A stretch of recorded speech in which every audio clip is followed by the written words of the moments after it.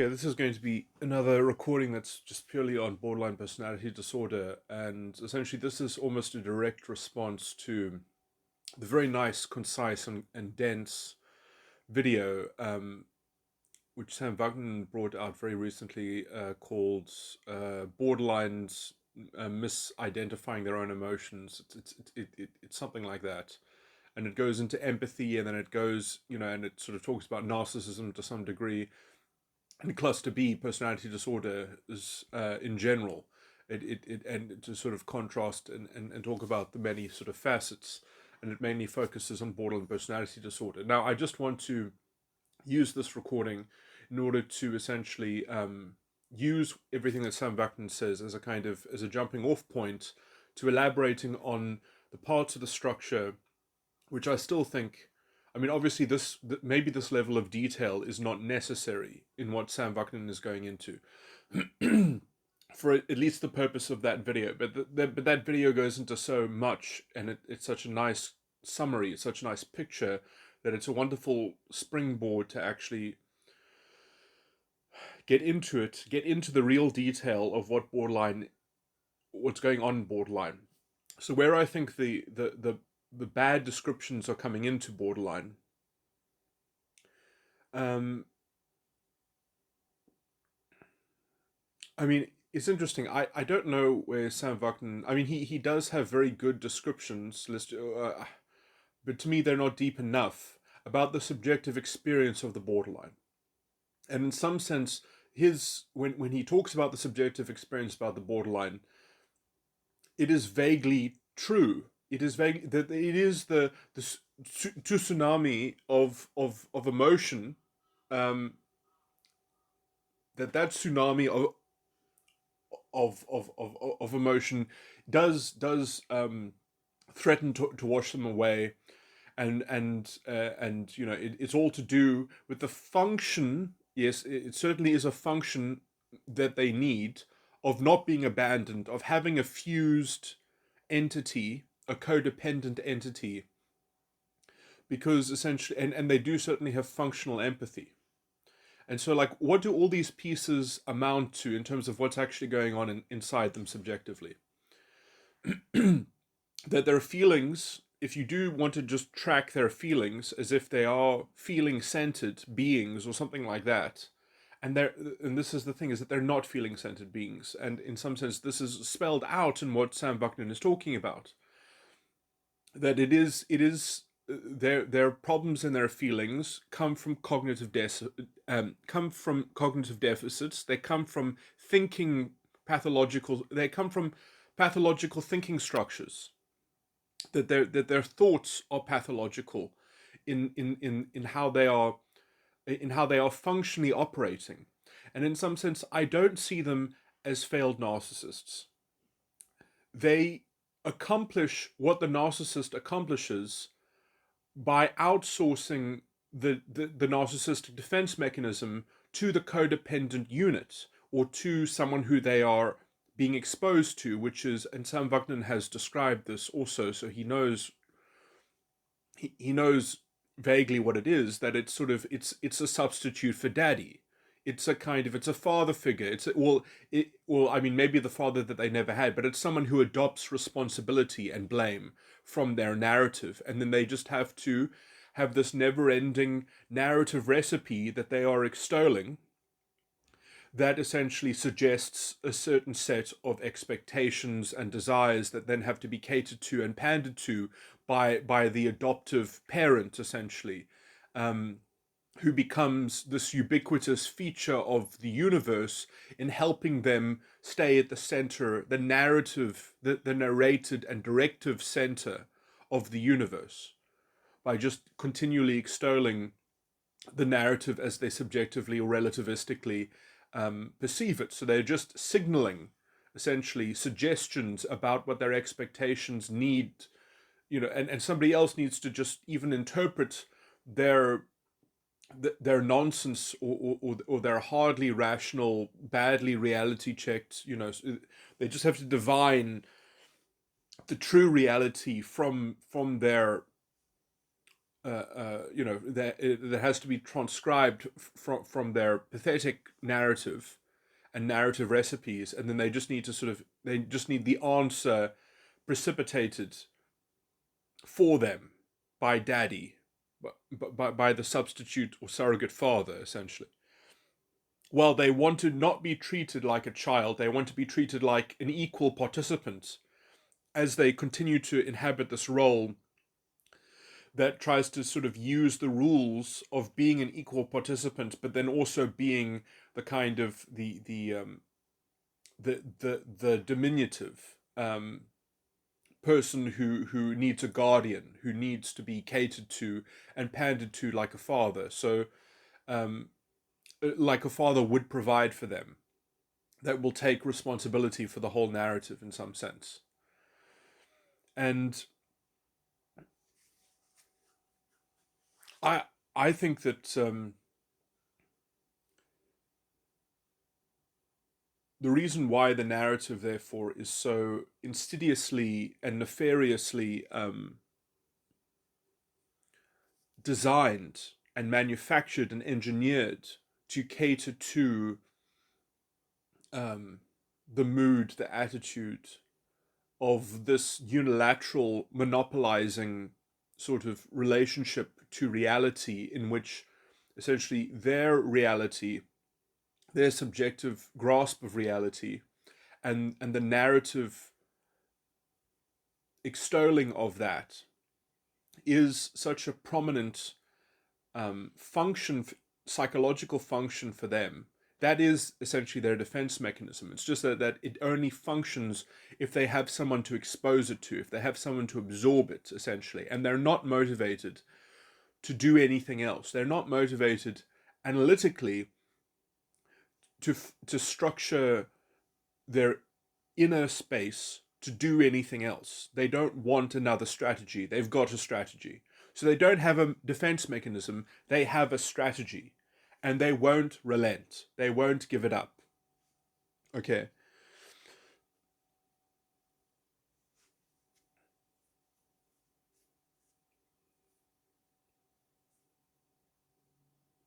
And in some sense, it is a total strategy. It never has to change. It never, in some sense, the detail will always change. The content of the narrative can just always change to fit whatever, come what may. There's another version in some sense.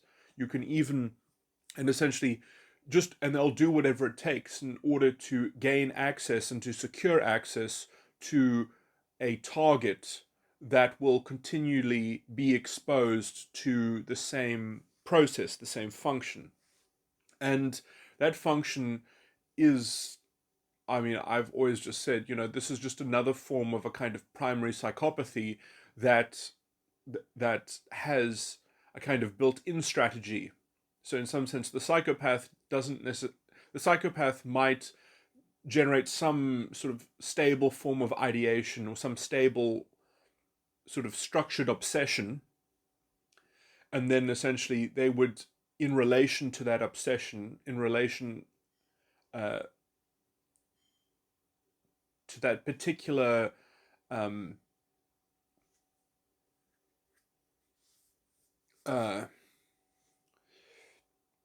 avenue of subconscious or feeling body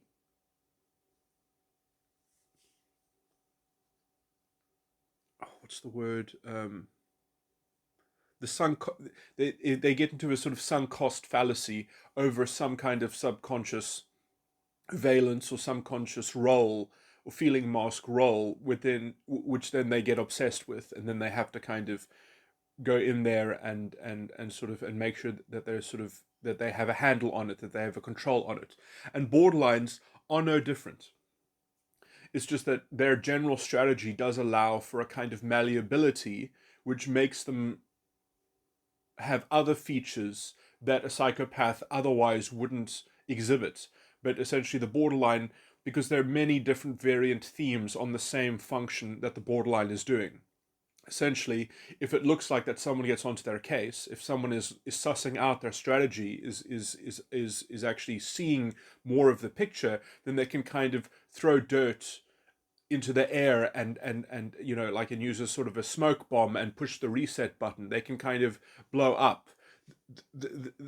They can demolish the entire rule book and sort of and try to start again in some sense, and just sort of kind of restart their own identity.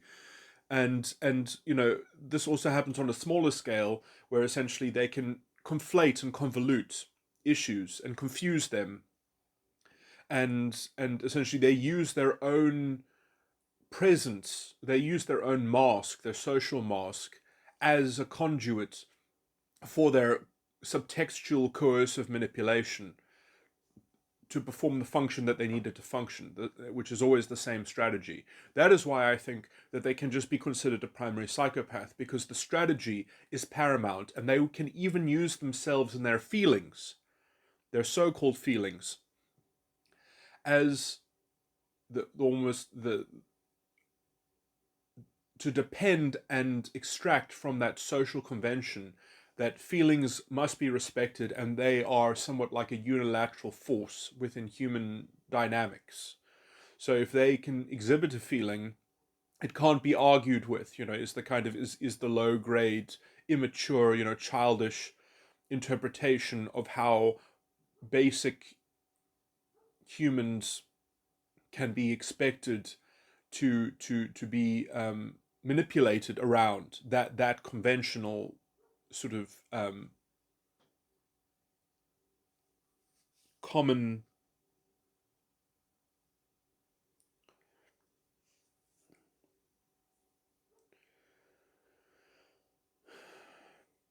sort of reductive piece of the chessboard that they are playing their reality games on.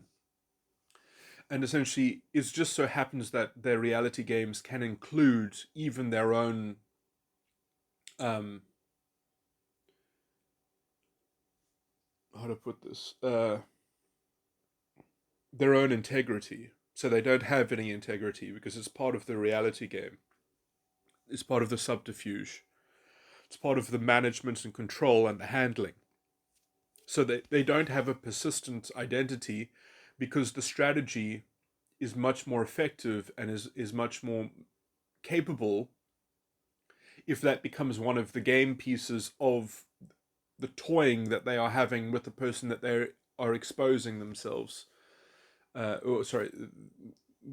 they are perpetrating the exposure on. And they need someone to track in the exposure experience, because that is how they essentially perform their psychological function of being connected to reality. That without that kind of codependent entity,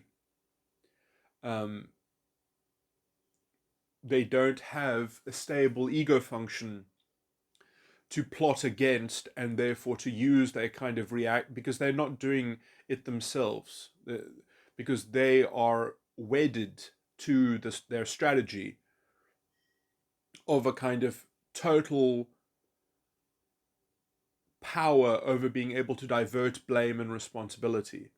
So it's also partly a self-fulfilling prophecy, that because their strategy of extolling narrative recipes that have packed within them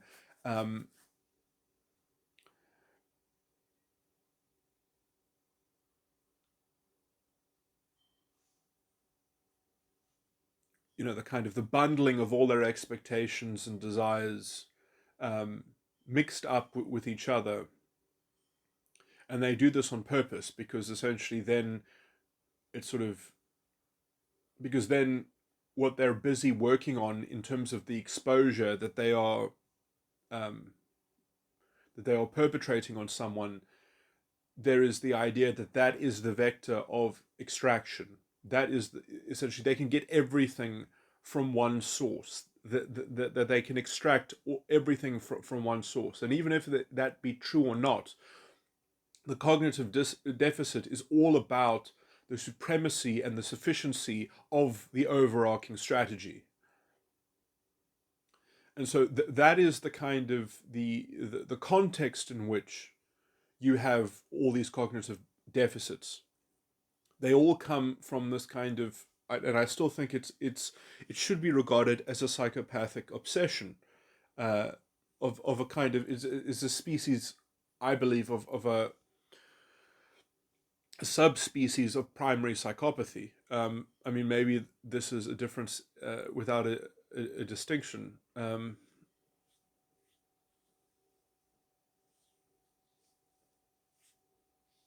Just because this is a common species of psychopath, that all seem to be distinctly different from other people that would just be identified as psychopaths. But in some sense, it would be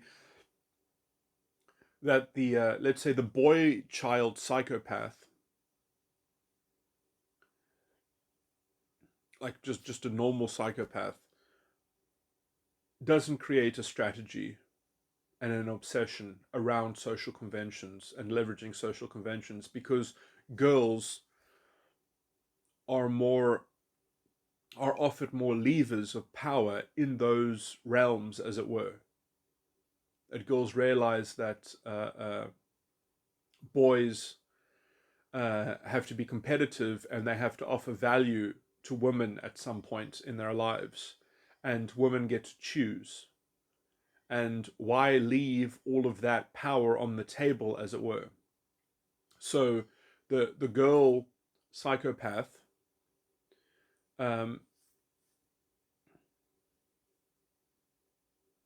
is already developing a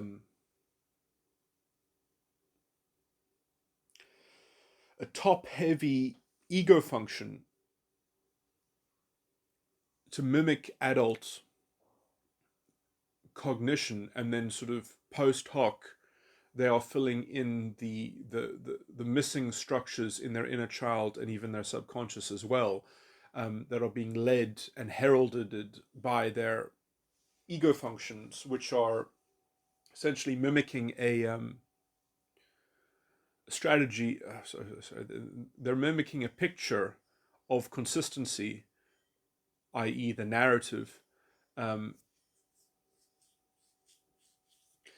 you can see this as well, because in their cognitive their cognitive deficit is obviously the product of structure, and you can tell it because the reality that they sometimes confect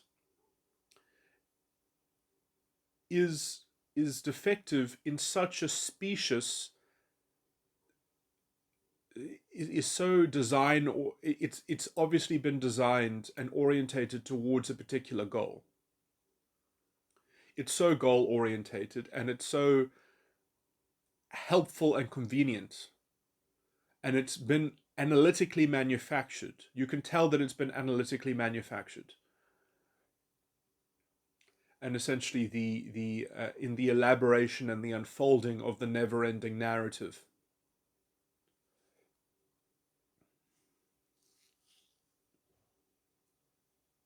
And the doubling down of that, and the protection of that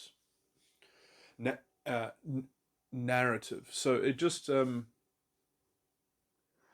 and I really do think that their complaint about feelings and their obsession about feelings is, again, this is a post hoc maneuver.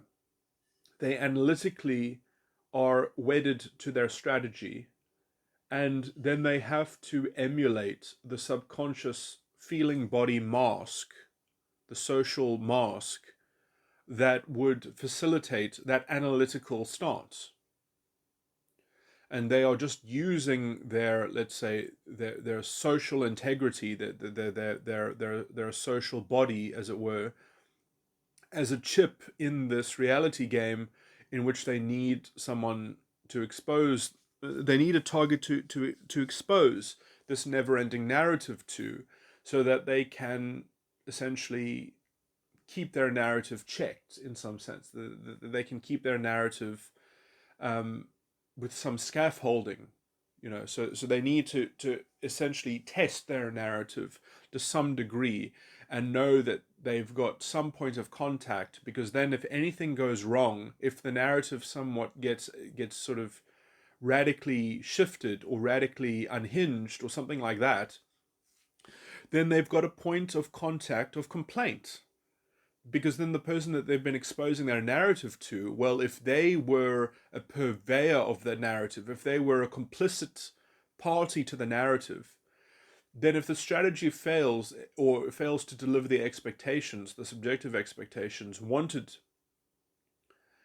from the narrative, or expected to be precipitated from the narrative, then they have a point of collateral responsibility in some sense. Just because the other person heard what was going on in the narrative, they get to take the claim of the expectation that the narrative like naturally was imbued with. They get to claim it from the collateral sort of co-signed debtor. um, and in some sense, just exposure to the narrative has built within it this tendency of just convoluting everything, conflating everything with everything.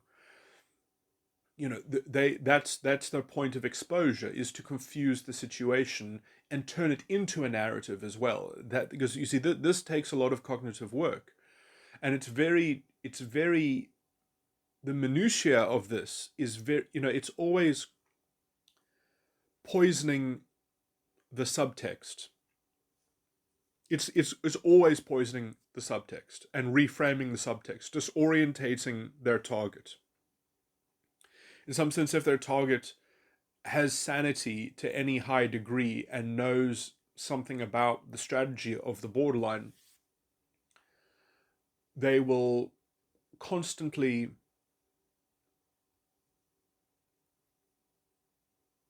um, the bad faith, the intellectual bad faith, is that this cognitive deficit doesn't just manifest as a kind of it's not an unconsciousness.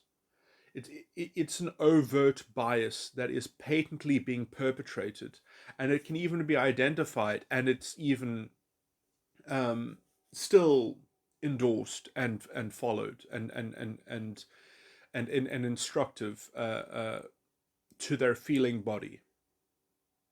And their feeling body is on this one track, and there's no other track, and there's no motivation to develop a different strategy or a different structure from the strategy.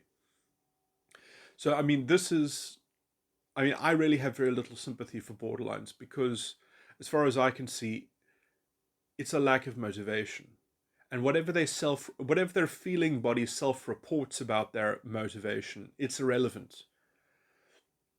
They already come from an analytical position, a cognitive analytical position, in which this has been devised. Generally, it's to ensure exposure, or secure exposure.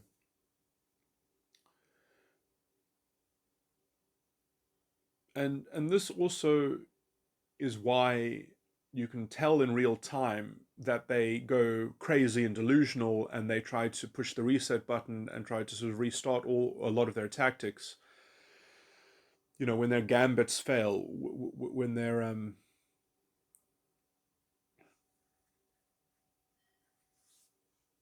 uh, essentially, because their general tactics that back up their strategy is usually one of two varieties. If everything is going their way, then they'll speed along through the process, but they are just trying to secure a kind of codependent. They're trying to secure a kind of contractual right to the other person having to be exposed to them.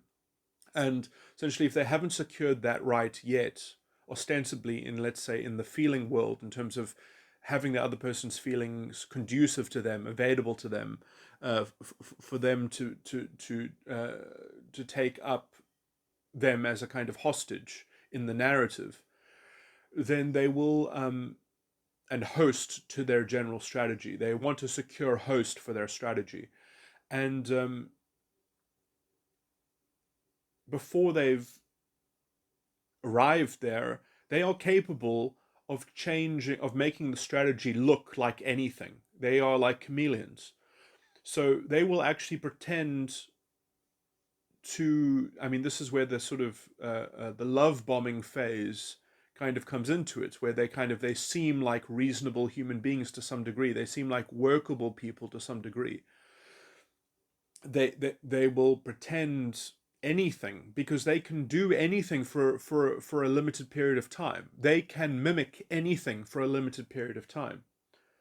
But essentially, this is a gradient scale of slow cook, undermining of the subtext, confusing of the subtext, convoluting of the subtext, using honesty and integrity and trust as the medium of essentially disorientating their host. They want to corrosively destroy certain concepts that make it possible to have a stable and secure codependent entity that can process their exposure, the exposure to their narrative.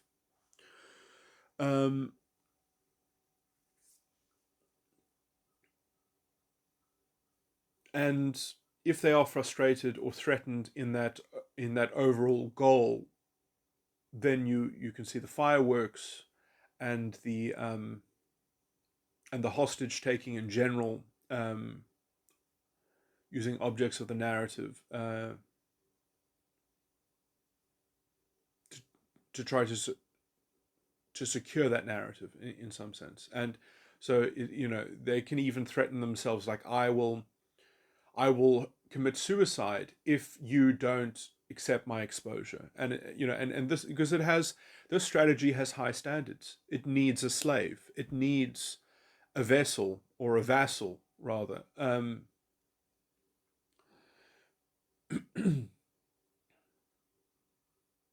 And it also is not just, I mean, and then the vassal that they, it's not just that they have a slave, but they also want to be able to torture the slave. They also want to be able to traumatize the slave.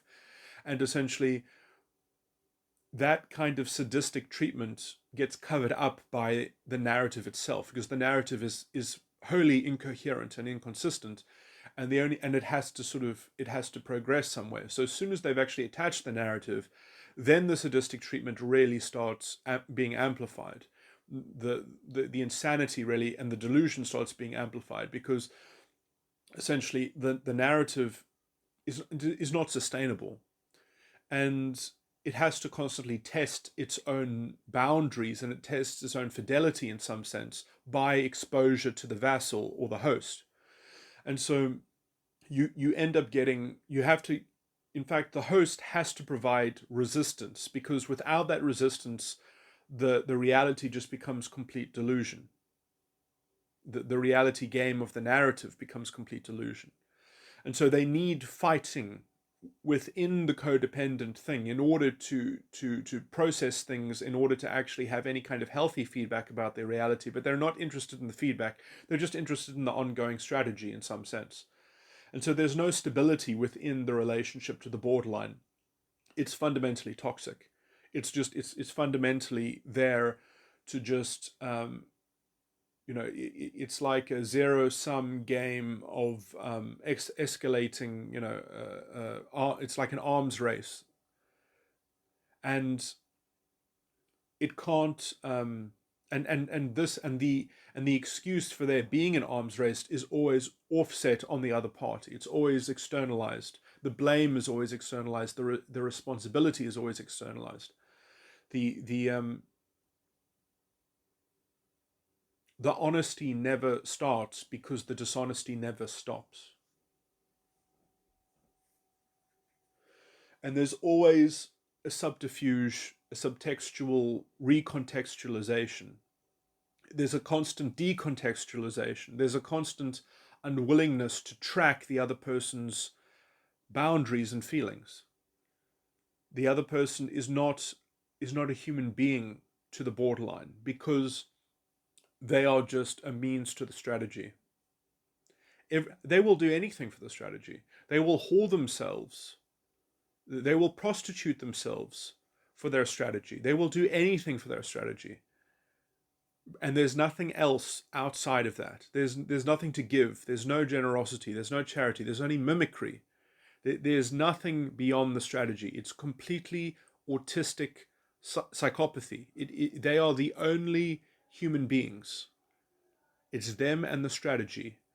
And they will treat you within the paradigm of the strategy accordingly. And that's it. That's all they have.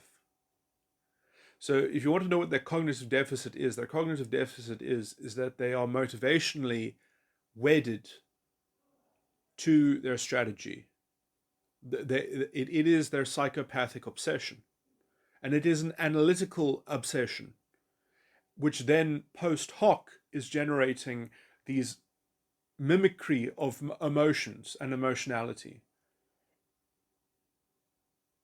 And in some sense, part of what that analytical strategy is it's fabricating an inner child, it's fabricating a belief system, which there's no interest in. They don't have stable, structured beliefs. Their beliefs are generated post hoc, essentially. They don't curate their own beliefs, which is why they need the exposure, essentially, to re-engineer or reverse engineer a stable belief structure in which the actual burden of having a curated belief structure is outsourced and externalized in their continuing thread or world or activity of irresponsibility. So they have a kind of negative responsibility in which other people must take responsibility for them. And essentially, they can only function with other people as long as they've got a central person that they are exposing to that burden of responsibility that they can divert and shift in what I generally call, they are generally always mapping towards a stable, it's not real stability, but a kind of stability that I always call the house of mirrors, where they can juxtapose themselves, their character, their characterological morality and ethics. They can just body swap with other people. They can say, no, actually, I was being moral the whole time and you were being a piece of shit. And every time you complained about me, it was because, well, I was so pure and you were so bad. Where they played this body swap game in this cloudy, murky house of mirrors, which has got all the smoke all over the place, and it's disorientating and it's delusional. And essentially, because they've got that cultural space in their codependent dynamic, they can pick and choose the reality that they want in terms of diverting blame between themselves and their codependent entity, where they are effectively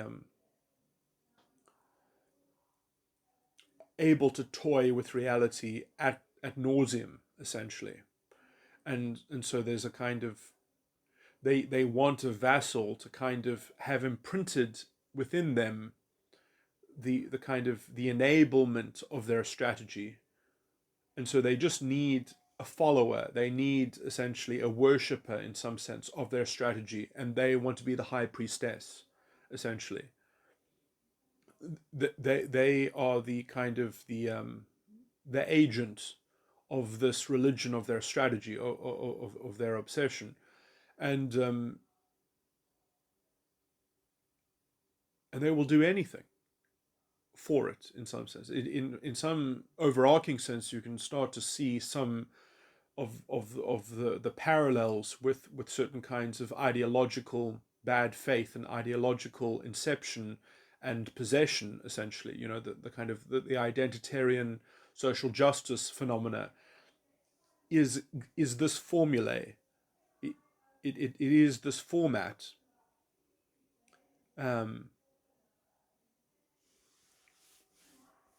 Although that there are also other forms of adherent, which are like the codependent, the conditioned codependent sort of target, which I believe I've described as having a kind of hybridized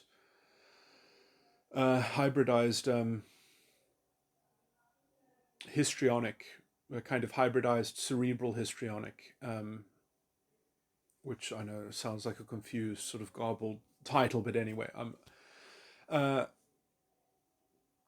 okay. So I just wanted to say that in some sense, the borderline has an analytical inner child, which is being emulated from the ego function. So this is a top-heavy ego function-driven personality disorder, and in some sense, their problem is that they don't have a proper inner child. They don't have an inner child that's doing the work. The ego function is doing it for the inner child, and that can also be an overarching description of how this pathology essentially cements itself or crystallizes itself, and why it's so hard forever for it to overturn it. Because if an ego function believes that it can supplement for the inner child and not actually exercise the inner child or have a functioning inner child,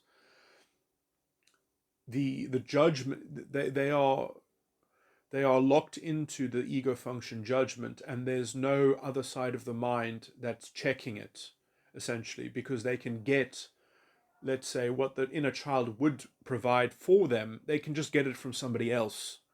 They can just pillage it from somebody else's entity or psyche. Uh,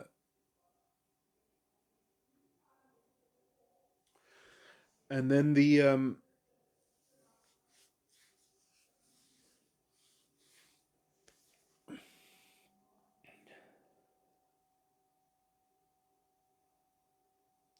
which is why essentially, they live in a myth. It's a mythological belief structure. It's a magical, which then supports this magical thinking, or the magical thinking is the cognitive deficit residue of having a mythological belief structure. So I mean, like, the actual solution to this is just that they must curate their own consistent beliefs. They must actually have a system of belief which they are responsible for curating and tracking and developing or cultivating or whatever. And they actually have to have a holistic thing that actually does burden responsibility, a holistic belief structure that burdens responsibility, and is not hard. Because you can even start practicing it before you even have a complete, let's say, sufficient belief system. The necessary component of the belief system is just that it must be capable of revising itself when it sees that it's got things wrong, and it must take responsibility for the present or active result that is tracked as being a result of their own beliefs. And as long as that their beliefs are burdening, let's say, the blame of outcomes, then they are being responsible.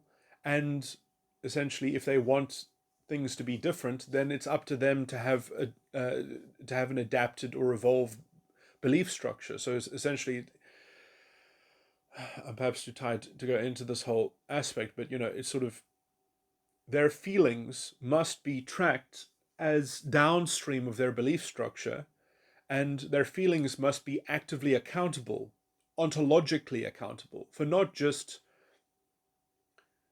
subsequent hypothetical scenarios, but past scenarios, that ontologically they are, that their feeling mask or whatever is responsible for everything in the present and the past.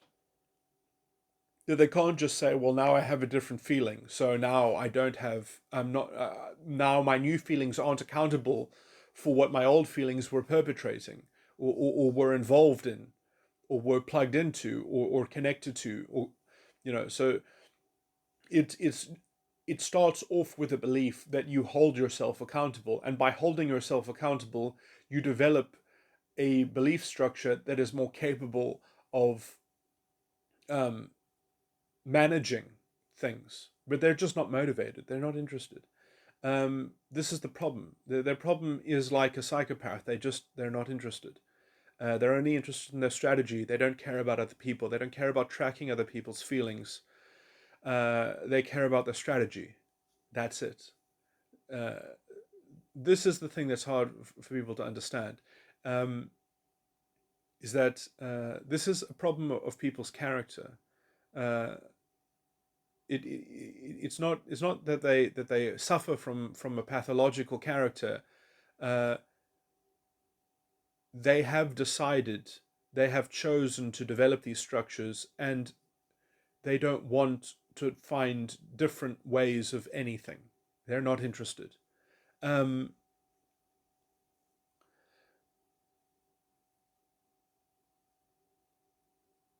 it's not a deficit of self knowledge. It's a deficit of motivation. I actually posit that they quite clearly understand what they are doing. They know exactly what they're doing. Um, they know when they're entracting themselves into reality games and losing the plot and threatening a kind of psychosis and a delusional disintegration. Uh, but it's part of the cycle of maintaining the strategy, and that is their priority. That is their obsession. Um, and ethics would just be, it would get in the way of their strategy and their devotion to their strategy. Um, Consistency would be in their way. Consistency of curating their beliefs, which is why their beliefs are so fluid and malleable and outcome orientated, um, and essentially just facets of their never ending uh, weaving of the narrative and extolling of the narrative.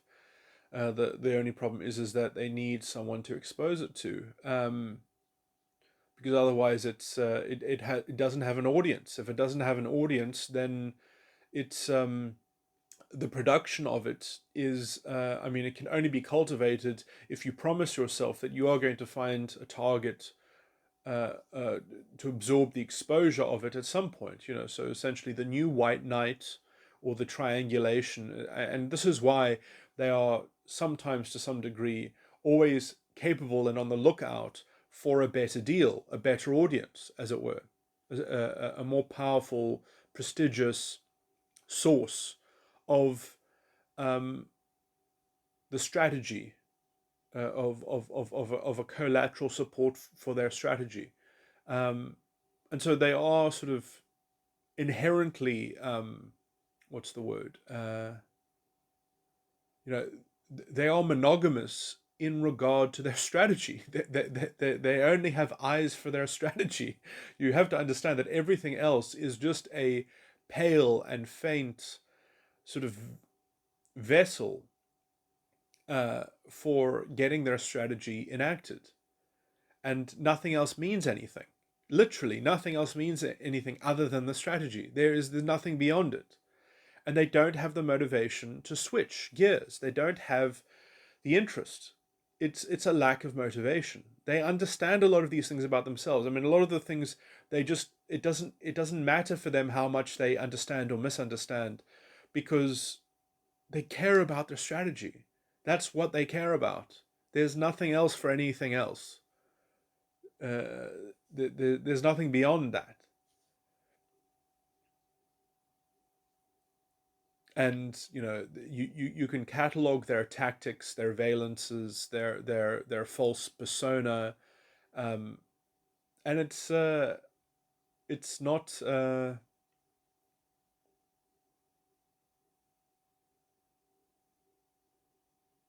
I've got a video that I'm going to release about. I can't remember. I can't pronounce. I know vaguely what his surname is, but it's hard to pronounce, and I haven't heard it that recently. It's Dex Garf Garfelt, something like that. Sorry, it's so embarrassing when you get people's names wrong.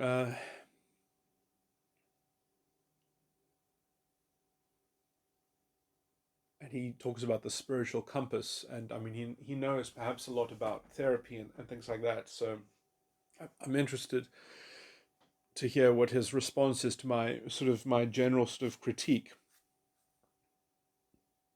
I mean, I guess perhaps it's just it's a knowledge challenge. Like, do you actually know the depth of what you're wading into, and how superficially do you operate healing? Essentially, it's that kind of and how can you manage people that are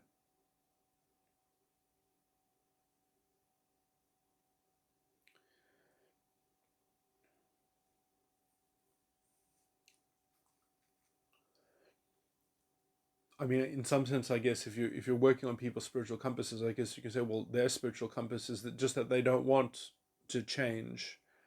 Even if they say that they want to change, they don't actually mean it. So it's like it's just like a hook. It's just like a lure. It's just like, So essentially, their spiritual compass is that they just want to be happy and find a vassal, find someone to enslave their narrative, uh, someone to be enslaved by their narrative, um, as if it's owed to them by the universe. If that is the character of their spiritual compass. Um, and really, just even getting someone like that to the point of even being able to pretend that they care about understanding the facets of their toxicity, because in some sense a lot of that knowledge would sort of go it would go uncontemplated or unexamined by the borderline, because as I said, like, in some sense they have no motivation to actually duplicate or understand anything from anyone else, because they have a strategy, they have a total strategy, and that's enough. And in some sense,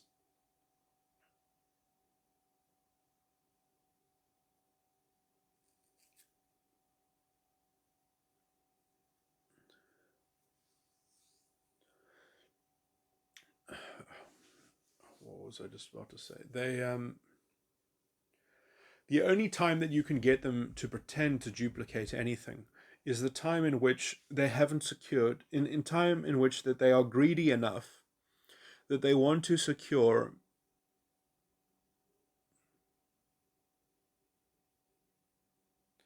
that they are greedy enough that they want to secure access, or secure their exposure, secure their access to exposing their narrative to a target. And before they've secured it, but they think that it's possible that they can get security, the right, that they can obtain the right to enforce that someone absorbs their exposure, then they will mimic anything. They will pretend anything for a time. They'll play along if they think that they can engineer it. And so that is what they will do, and they will usually do it on a gradient scale, that they know how to slowly sort of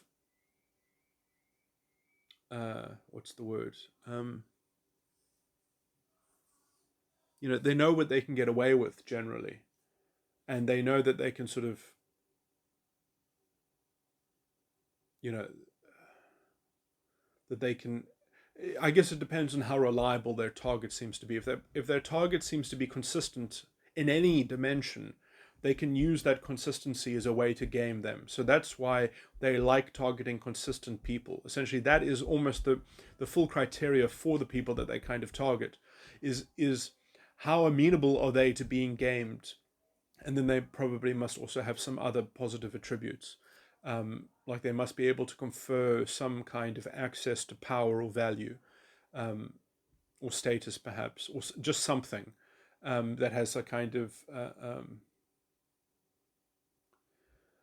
so they're very uninterested if they aren't these things to garner for the strategy, if there aren't these levers, or anyway, because it's not just, they don't just want exposure to the narrative, they also want fulfillment in terms of what the narrative involves. So the narrative actually has to be exalted, and must be capable of being exalted by a high enough it's not enough if they enslave someone who is just very devoted. They need to enslave someone who actually has something of value to sacrifice to the idolatry, to the narrative. Otherwise, they're not worthy, essentially. So they have high standards. and they want something special uh, to add to their narrative powers. Um, it has to be scarce, probably. It is sort of the main criteria. Um,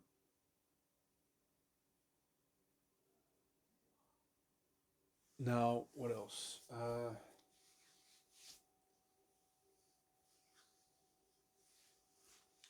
And they will actually feel very hard on themselves if they have to settle for someone who is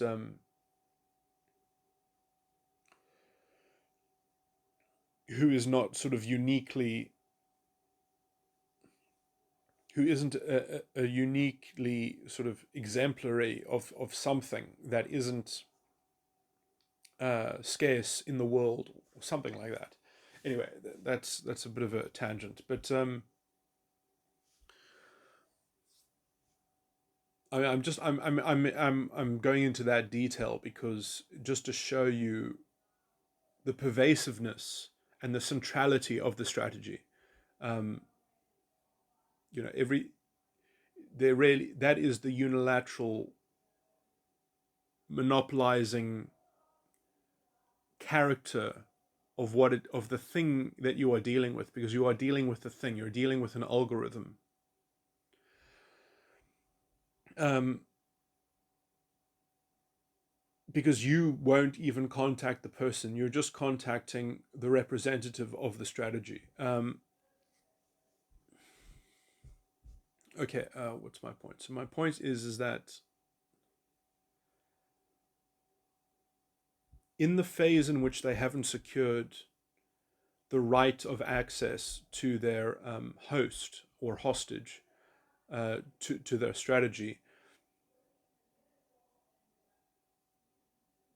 you know, they keep on trying to take the person hostage, but they want to sort of to be bargained with to transmute them into a stable host. Um, and so what they are doing is they are often terrorizing in taking you hostage, and they try to sort of take you hostage a little bit here, a little bit there, and they are basically denigrating you. They're basically demeaning you, disorientating you, unhinging you.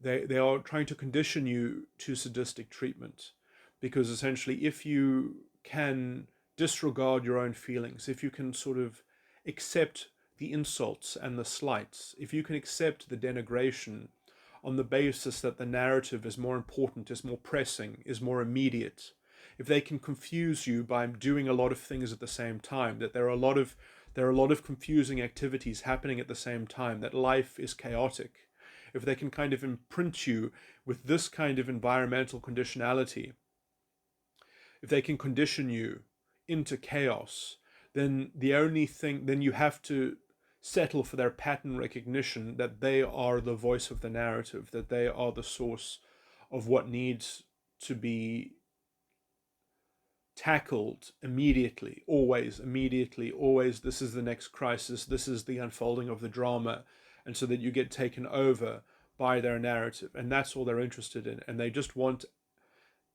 want to acclimate their target into that kind of gradient of exposure. And it'll often start off as sweet, but once you're in the middle of it, you realize just how little sweetness there is. That this is just the garden path. This is how it goes. Uh, so it gets more and more sadistic, more and more abusive, more and more traumatic, as they are complaining about trauma and abuse for not having their feelings replicated or duplicated or empathized with, and so it essentially gets supplemented as a complete sympathy grab. So essentially it's this gradient scale of sympathy grabbing and hooks into their narrative.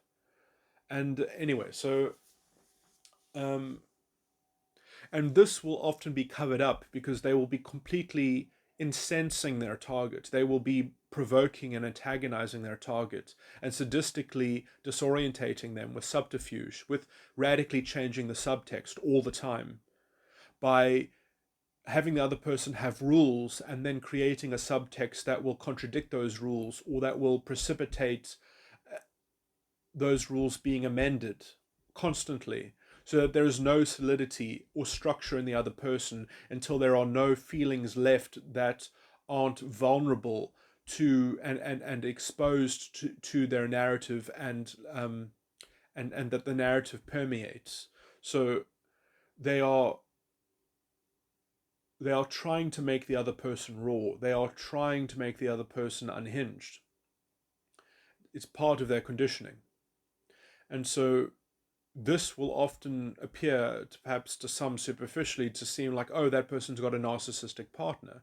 That person is always loud, is always angry, is always shouting, is always in this shrill emotional state. And that poor woman, she must be, so it's this sort of this confecting of this narrative that they are this kind of this battered woman, while they hold all the puppet strings, or all the narrative threads. And in some sense, the only way to get off of that is to go through the exhausting route of tracking that target, or that host would have to supplant the narrative constantly, would have to subvert their narrative absolutely constantly, would have to say, no, that narrative is wrong, this is more like the case, and then be pestered with, well, actually, your narrative that you supplemented with didn't pan out. It was actually inaccurate, because certain things, certain consequences that happened were not predicted from your narrative, were not predictive based on your narrative. So it's forcing the other person to provide a scaffolding and a predictive structure that will be judged on its predictive powers. And if it fails in its predictive powers, then they have to supply the expectation that their narrative, so it's this, that is the game, that is the overarching strategy in a nutshell. That is the kind of house of mirrors that they want to arrive at, essentially. And it is exhausting. Exposure to it is fundamentally exhausting.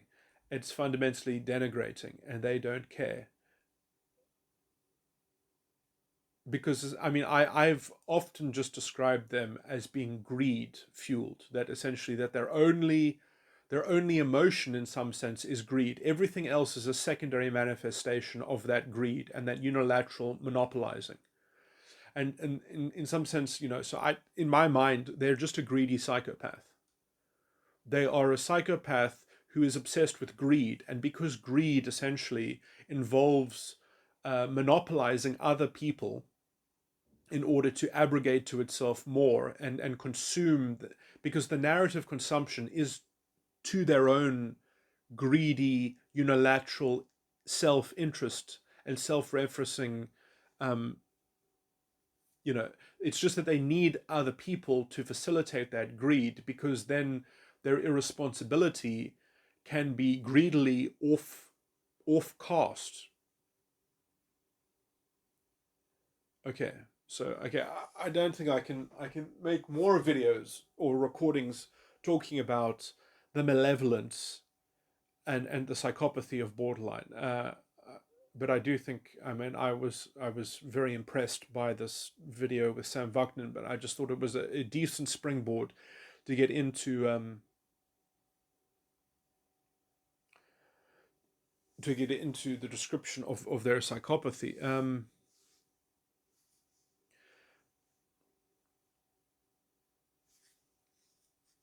And I do still think it should not be distinguished differently from primary psychopathy. Just because it has this subspecies, it has this consistent subspecies in which you can say it's common that many women have this same species of psychopathy, I don't see why it should necessarily be distinct from primary psychopathy. And by the way, you can understand, I don't know when they did it, but I know that they used to do it. Was it in the 40s or 50s or 30s? Or when or maybe it was in the 50s even, or 40s, when they would take borderline women and they would remove them from society because they are toxic, because they are psychopaths, and essentially, but their form of psychopathy is socially poisonous as well, because the damage that they do to their children, to their spouses, to the people that they're in contact with, and the conditioning that their exposure provides, I think, is a social evil. It does manifest. I think it has manifested ideologically in terms of feminism. I think that's exactly what feminism has become a container of, and how it has actually spread into overt fascistic, identitarian, systemic oppression, narrative bullshit. That because the best way to disguise a narrative is to label it a counter narrative that is needed to survive the ravages of the systemic narrative. Okay, so anyway, so obviously, so I'm wondering if Dex has a solution, as like, okay, well, what if you deal with someone like this? What is their spiritual compass telling them, Dex? You know, is their spiritual compass gonna help you get them out of it? Because in some sense, I do think that there is a. I mean, I can sympathize with the people that came up with the mental health solution, that these people, never mind if we can treat them or not, but they need to be removed from society because they are a danger in some sense. They are hazardous to public health, essentially. I can really sympathize with that. That makes a lot of sense. It is perhaps better to grow up without a mother than to be exposed to this.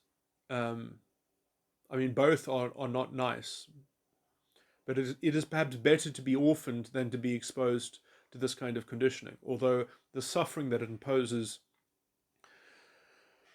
it can be a positive adaptation. This is a crazy sort of aside, but I do think that this is what is spoken about in the scriptures. In the Old Testament, it talks about the daughters of men who have their own children of great renown. And I believe that the daughters of men, you see,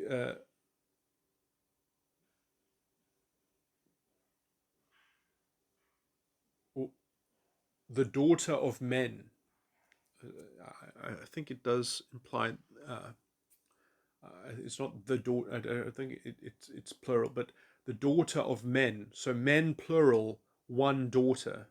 That is, I think, that have children of great renown.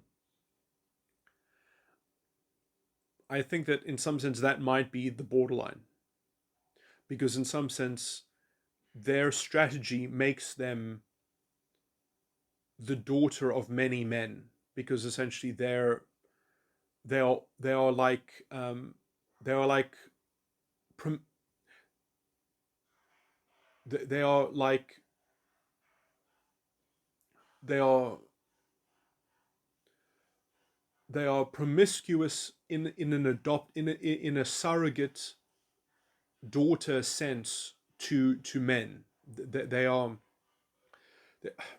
they are promiscuous on the level of being adopted by men. That they are being adopted by new people all the time. They'll be adopted by whoever gives them the better deal. So they are, who their father is a kind of is a changing, who they are adopted by and living under the auspices of is a strategic maneuver, and it is a plurality. And whenever they are adopted by someone new, there's a new ubiquitous sort of framework. So they are this kind of kaleidoscope of possibility in some sense, but they are promiscuous about who their adoptive father is, and it's always changing and sort of up in the air as to which one the strategy will suit better. And then the child of such a mother, seeing this modeled in their mother, this worldly promiscuity of values, that there is no stable value, that there's no stable lineage of their ontological feeling body, that they are literally a chameleon. That is going to impose a lot of mixed messages, a lot of mixed up information, convoluted information. And in some sense, that child, I think, will experience a kaleidoscope of the world, which will, but they'll be experiencing it the hard way. They won't be experiencing it in like, in a framed, it won't be framed as, this is pathological, this is crazy. But if they can cognite for themselves that this is crazy, this is pathological, and this is, and then learning all about inconsistencies through the mother, learning all about incoherence and about the savagery of incoherence and inconsistency. If you can hear, then you will be a child that will grow up and have great renown. You cannot have, because you will know the world inside out. You will know the philosophy of the world, the ways of the world inside out. And you will know how they break down. You will know how they are incoherent and inconsistent, and how that is a kind of how you will know. You will have a kind of a crash course in the science of loving the darkness, loving the nescience, loving the incoherence, loving the unreasoning of the world. You will have it. You will have seen it firsthand, up front, up close, in your mother. And so the daughter of men will have children of great renown. I think that basic conception, in some sense, perhaps it's not true in every case, because maybe some children that experience that, they don't, because it's sort of, you can take two strategies in that. You can essentially observe it, and you can, let's say, model it to some degree, and then you can get a lot from it in terms of wisdom and understanding, in contradistinction to its dysfunction. Or in some sense, if you loved such a mother, if you cared for such a mother, and you didn't do what is said in the New Testament, and you didn't hate your mother and your father and your brother and your sister and even your own life, then there is no wisdom for you to collect, because you have loved the soul which belongs to God, essentially. And so because you have made peace with the iniquity, and you have affection and care for the iniquity, then you are you've wedded yourself to a kind of to an acclimatization of a kind of toxic strategy, in some sense, and then essentially, I mean, maybe you would also be of great renown, but you would be of great renown around a very particular strategy, which would be imprinted on you, and which you would sort of be a slave to, in some sense, and so you would kind of be a half-breed. A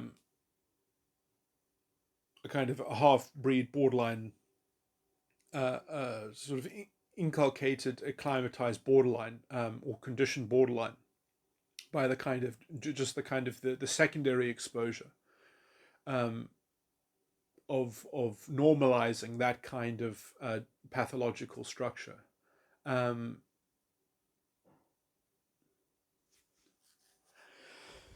But maybe you would still be of great renown, because you would be toxic in a very definitive way, in a very kind of targeted way, in a very calcified way. Anyway, so it's interesting looking at the genealogy of some of these sort of pathologies in terms of how they might. But I just found it interesting that there is that scriptural reference, which I do think pertains to borderline. Okay, finishing this recording. This is an addendum that I'm going to probably have to re-upload my borderline video, I guess, after adding this at the end. So Because I just want to sort of revisit 2 points. The first point is that in some sense, then I, some of this jargon I think is actually misleading. The idea that the borderline has dysregulated emotions. In some sense, I think it's more appropriate to recognize that the borderline is actually very good at regulating their emotions, with soliciting a kind of confected drama that is being imposed and deployed cognitively, analytically against other people in their extolling of the narrative, in their depiction of the narrative, in their subterfuge that the narrative is, that they are heralding with their raw feelings, with their supposedly raw feelings. Their feelings are a kind of a way of passing off the fraudulent cognitive confection. And in some sense, there is no distinction worthy between the narrative, the outlaying of the narrative, and the feeling conduit that they are distraught and hysterical and creating an emergency. This is the singular strategy. It all amounts to the same thing. It's a coercive, subtextual, unilateral inception of whatever they are exposing themselves, whatever target they are exposing their narrative to. It's all for the benefit of the audience, essentially, the glass house defense, as I've described it before. But it's not really it's not even a defensive strategy. It's more of an, you see, this is the thing, is that because you say, well, the narcissist has a defense mechanism, has a coping mechanism or something like that. The borderline, in some sense, isn't interested in coping. They are controlling the reality via their strategy, which is why I keep on framing them as a primary psychopath that is obsessed with control. They're just willing to create a porous, dysregulated conduit of a token, of a game piece, of a feeling mask, in order to facilitate that strategy. So they are part of their own manipulative device. Okay, they're part of the machine of manipulation. Their emotions are part of that machine of manipulation, of coercion, of subtextual, unilateral revisionism that is post hoc designed. No, it's not post hoc, but I mean it is designed with an outcome in mind, and they will have the feelings that are designed in that, in a kind of, in a post hoc it's downstream of the analytical process. Well, if this was the drama, then this would precipitate the kind of the enforcement of a subtext that will get me what I want. So then they have those feelings. They reverse engineer their own feelings, which they act. It is an act. They don't have authentic feelings.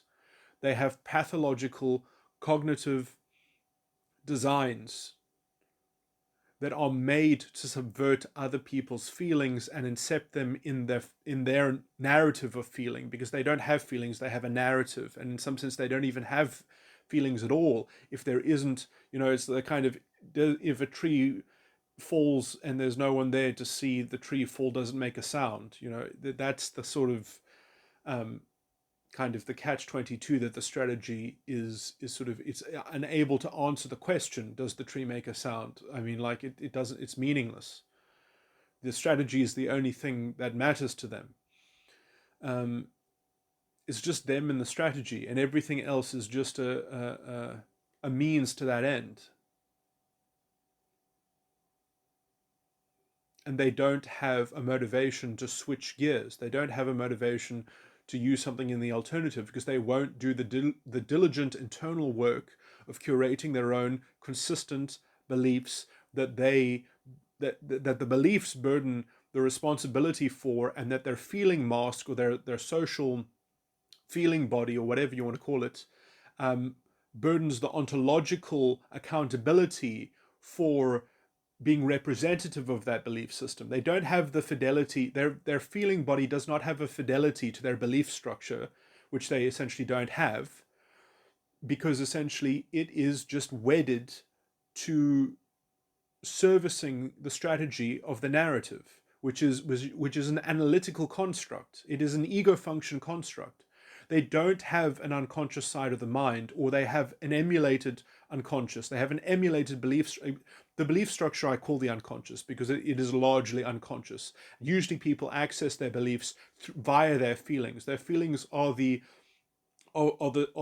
surveyed summary amalgamates, because there are many beliefs, and people have conflicting beliefs as well, which they haven't resolved, and that's what often makes belief structure unconscious.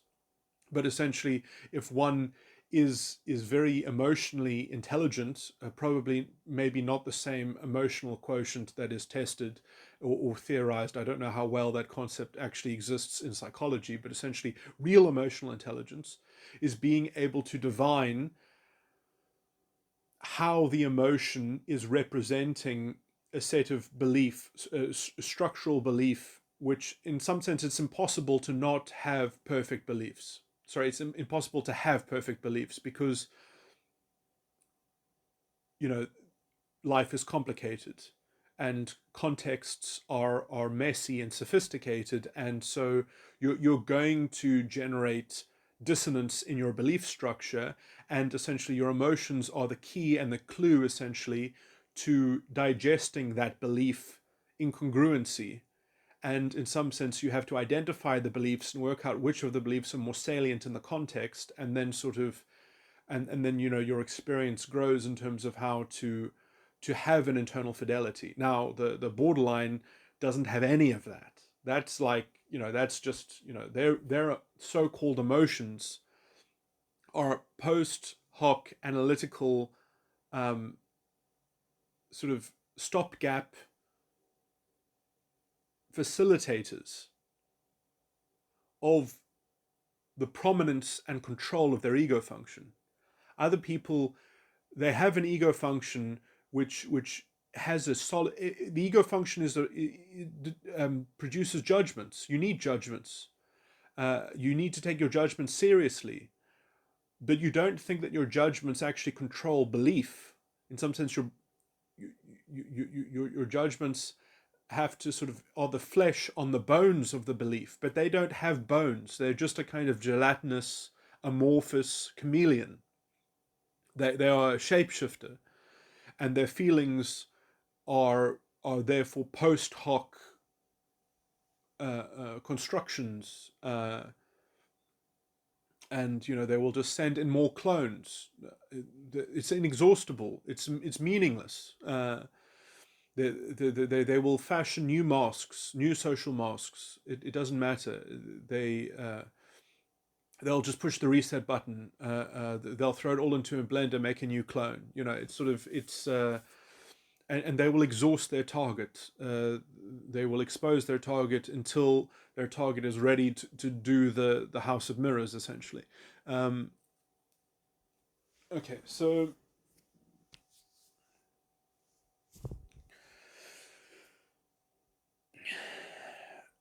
what was the other point? That was another thing that I was sort of thinking about.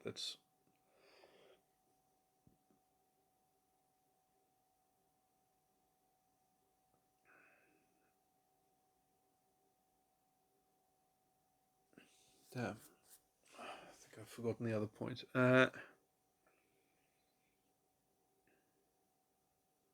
What was it? It was something like Sam Vaknin. I was thinking about some of his views about this and how mean, I haven't watched a second video about the introspective objects and things like that, so it might actually sort of deal with some of this stuff. But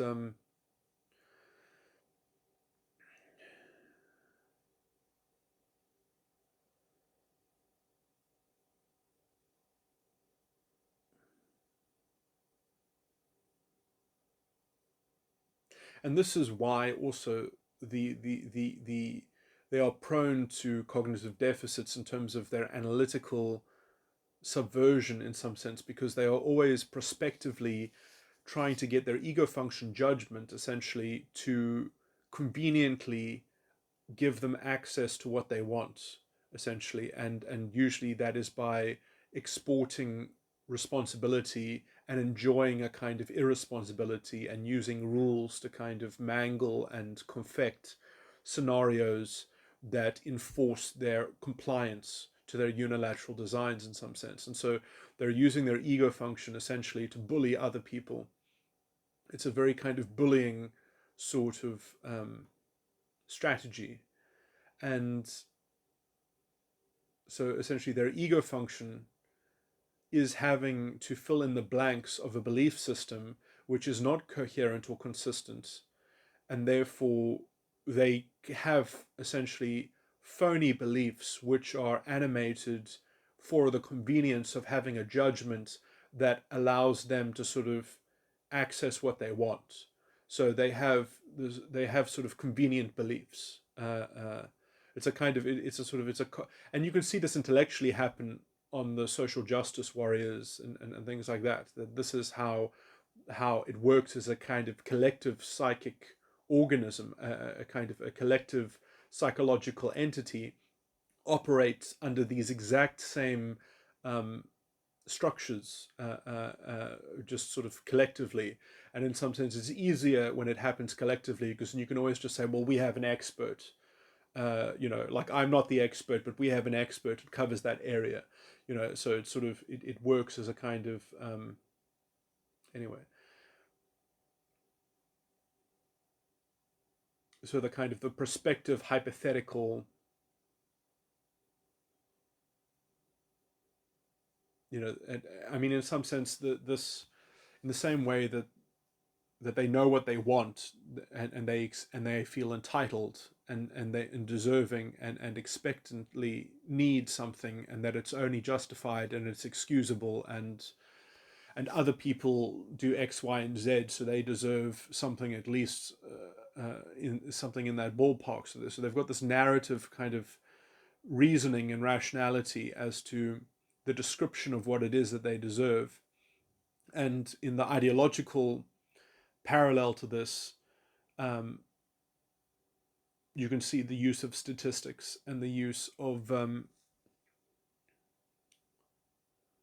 this weird kind of post hoc rationality, where they reverse engineering, where they essentially, the outcome is the picture, is the image that is sort of natural and organic, and then essentially the reasoning comes afterwards to fill in the gap, to make the narrative function. And in some sense, you can always just make it true by embellishing, essentially projecting reasoning onto things that make it make sense. So it's like, what other people believe, what other people think, how prejudiced they are, about their intentions. You just conveniently project these things into the analytical recipe, and therefore your judgment can navigate you towards what you want. Essentially, your judgment can essentially facilitate just the correct amount of convenient cherry-picked sort of subtextual disorientation and projection to make everything appropriate, to make your unilateral monopolizing of the narrative appropriate, because it's framed as a counter narrative, as a reaction to injustice or something like that. And so there's always this shrill thing of embellishing the feeling of impression and embellishing the facts that, and this is where false rape charges come in. This is how people construct these very fallacious, it's this weird kind of participatory enactment of trying to solicit a claim of victimization and a claim of sort of being derailed, because then you get to sort of play the kind of retributivistic, or your analytical analysis becomes essentially the kind of the judge that gets to kind of describe the reparation, or the restitution. Yeah. So essentially, because the framework of restitution is a very objectifying, fundamentally denigrating, because essentially then, you're because then they're playing both the participant that was harmed, but then let's say the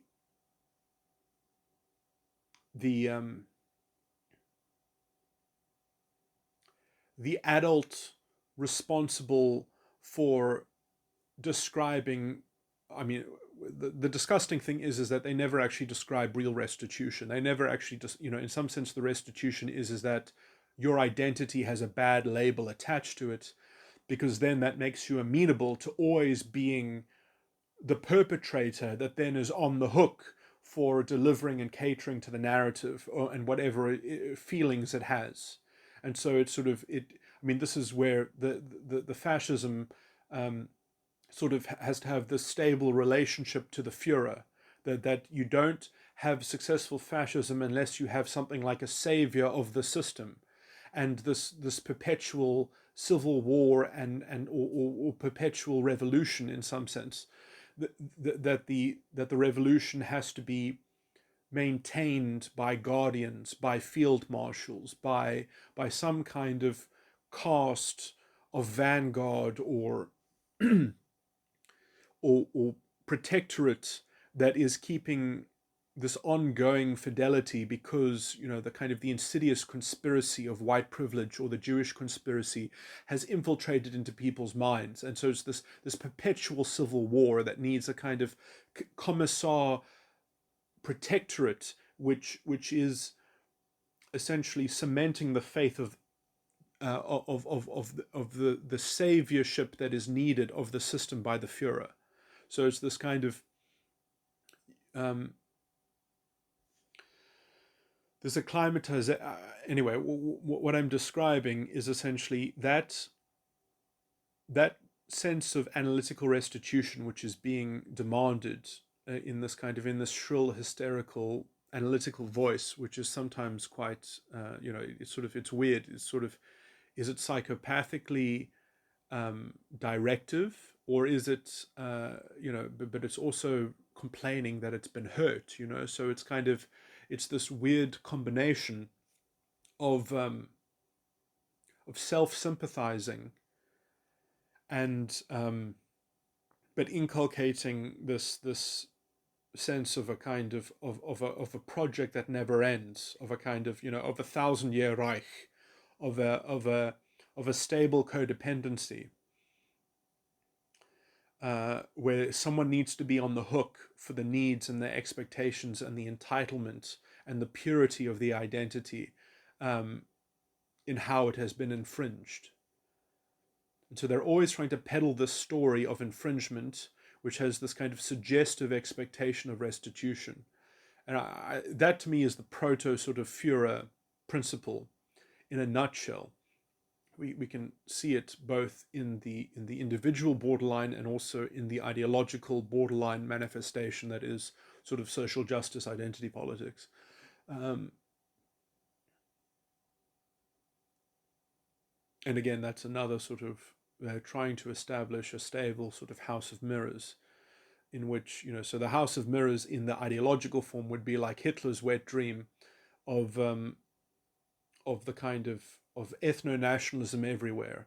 Everyone has an ethno-nationalism, and every country is separate, and they can consider themselves, in their separateness. It doesn't matter what they really think of themselves, as long as they leave each other to their own devices. But then, if they want to sort of be equal or in contest with the other ones, they have to kind of, so it's a kind of like, it's a perpetual cold war that keeps you on your toes, because if you're weak, then maybe the stronger ones will kind of crowd you out.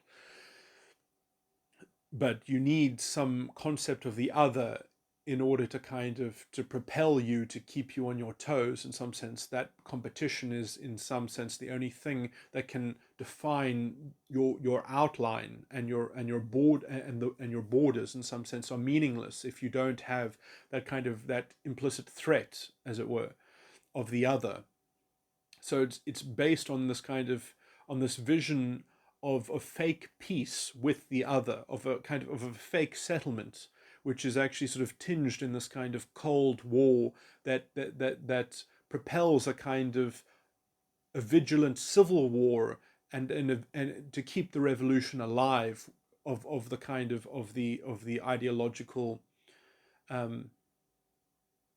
center of integrity, that there's this collective narrative that must be pandered to and catered to, and that is a kind of collective project of this kind of collective codependency that becomes the model of this sick nation state, which, just operating this will produce pathetic results. It will create psychological instability.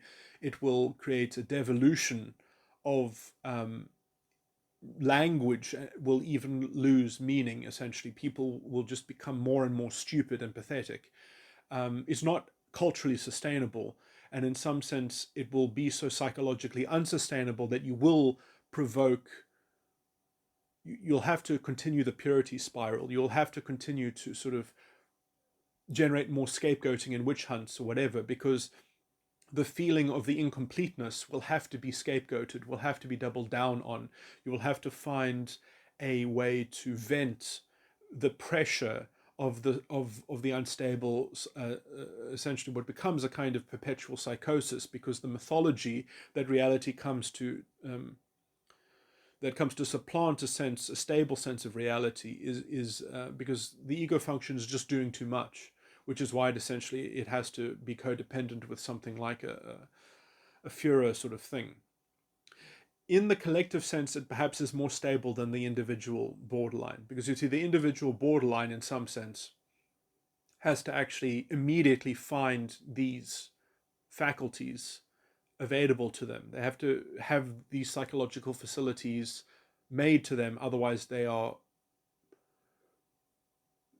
have even no hope of stability within their own pathological structures. Whereas, at least in the ideological version, you can play a bit of cat and mouse. You can play a bit of subterfuge. Is slightly easier, because you can always just say, well, yes, it's happening in my imagination on the border. It's happening in my imagination in the rest of the country. It's sort of it's easier to make the mythology true with propaganda, essentially, than it is with the borderline on the individual scale. Because on the individual scale, the standards are high. The standards are still high on the ideology, but it's, in some sense, it might be easier to sell yourself the ideological bullshit narrative, because you can imagine that everyone else also believes it. And even if the people around you don't look like that they're good believers, or they don't look like that they're selling you that they believe it, you can imagine that maybe other people in your country truly believe it, and it's just the people in your area that are like a bit not as proficient at it, or something like that. You can play these games that you can just, well, I haven't met the right experts. All the experts I meet, they seem, and so they need the pageantry, they need the kind of, the rallies, they need the show of force, they need capitulation, they need to extract compliance from people, they need to watch people kneel before them. It's and it needs to escalate as well, which is why it becomes eventually, it already is unstable, but why it always escalates into a form of hyper realism to such an extreme that it completely, it's untenable, basically, eventually. But so look, I'm just saying that I mean, even the people in the propaganda office of the Nazis, they were the ones who actually saw the end coming, you could say. They saw that essentially what they were doing to their own people, and they knew that it was unsustainable at some point. They realized that they were playing with mental trickery, and that the whole thing was basically bankrupt, you know. And so, you always need to find new people to man those positions, perhaps, or you need to find, people to put, because you have to put real creative energy into generating more of the conspiracy, into generating more of the bullshit narrative. And, at some point, that intellectual exercise is so bad faith that, it's sort of, you've got these layers, of nescience and bad faith, and these sorts of, and you can see that you can imagine that kind of ideological incoherence, even in the controlling class of the Nazis. You can imagine that as an analogy for the individual borderline, the levels of cognitive dissonance, which are not between the inner child and the ego function, they exist within the ego function itself. The ego function itself, the judgment itself, has got these layers of subterfuge, of sort of compartment. There's a level of compartmentalization in order to continue to perpetrate the control, the strategy of control, the strategy of subversion, the strategy of deranging and disorientating their target, while still having to profess emotions that carry the act through, that carry through the strategy. So they have to create this compartmentalized sense in their ego function that helps them emulate or simulate emotions that help them get away with their overarching strategy. You have to realize how dishonest this is. That within their judgment is this dishonesty. Their judgments are fundamentally dishonest, disingenuous. They are ploys. And essentially, the more that you respect their emotional dysregulation, the more you are giving in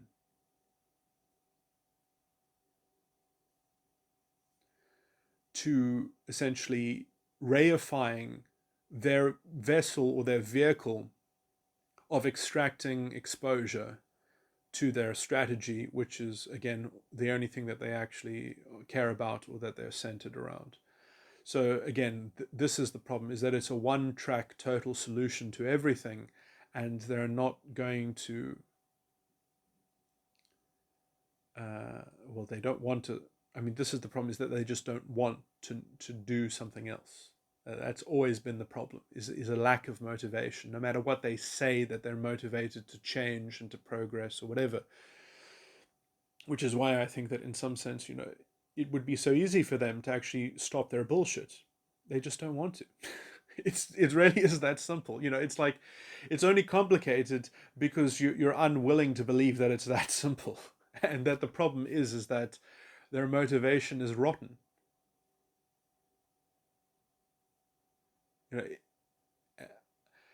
They're psychopaths, and they choose to act as psychopaths.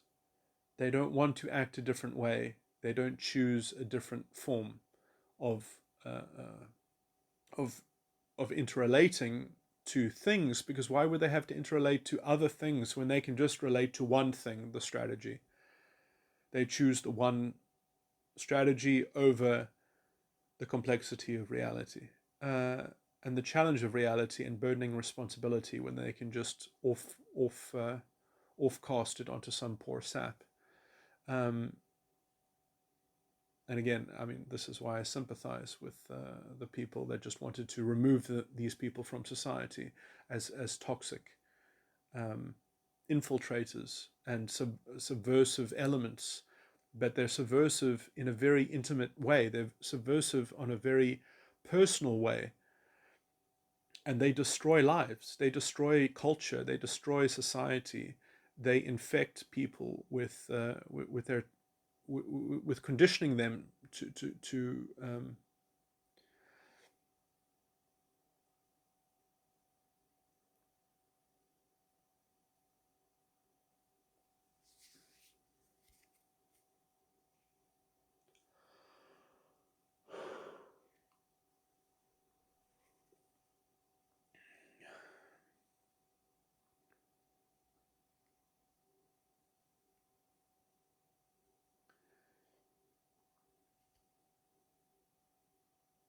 Yeah, so I mean, in some sense, I don't know what you can do about them. I mean, in some sense, I don't know, what the actual, what a practical solution is. In some sense, I would say it would be bad to sort of to lock them up, but in some sense, I think that perhaps they should be identified in some sense. It should be written there on their identity document, perhaps, because they do pose. Well, they have to be known about in some sense. This is what gatekeepers exist essentially to filter out. Obviously, they infiltrated feminism and created identity politics, and now they are manifesting fascism. So ideologically, they have to be suppressed. Their values have to be suppressed. These are bad people, and they will have bad consequences if they are not actively confronted, and if culture is not resilient to their influence. Culture, in some sense, does not deserve uh, to to survive them, in some sense, because uh,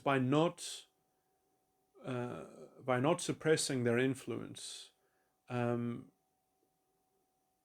I mean, you are in, in some sense, you are amenable to belonging to them. You don't have bones, in some sense. You are willing to be disintegrated and denigrated.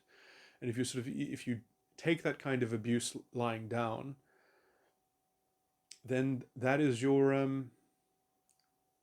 in some sense, that's the recipe for your fate, because that is your character, and your lack of character is therefore making you amenable to their conditioning and manipulation and coercion. And I mean, I guess you can call it the archetype of the devouring mother or something like that. Um, and it will devour your culture. It will devour your intellectualism. It will devour morality. It will devour all values. It's corrosive. It's fundamentally corrosive, and it will create Babylon the Great, essentially. That is what, and it will do so on the backs of scapegoats, of the blood of the saints. Is how the city of Babylon is constructed. Sorry, this is sort of archetypal religious language. Perhaps I'll try to make it more secular. But I mean, I really am sympathetic to those public health officials that did decide to remove borderline women from society.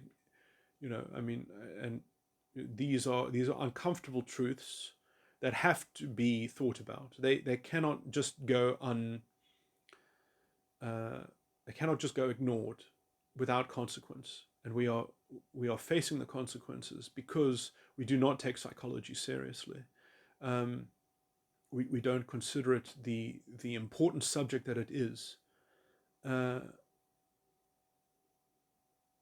I mean, in some sense, it's understandable, because the state of psychology has always been poor, and it has generally been manned by inferior intellects, by people who essentially did not make it into medical school, and so they became psychologists. But anyway, but I mean, it is also the toughest field. It's harder than the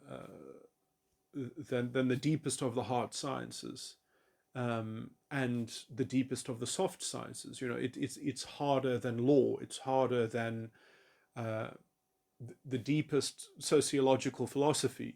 It's complex. It is the most complex field. It is actually the birth of the hard sciences. We forget that chemistry came from alchemy, and alchemy was this.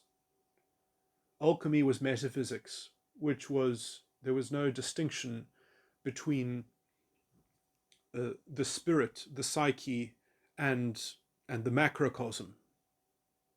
the macrocosm is a model of the microcosm, and the microcosm is a model of the macrocosm. So below as above so below,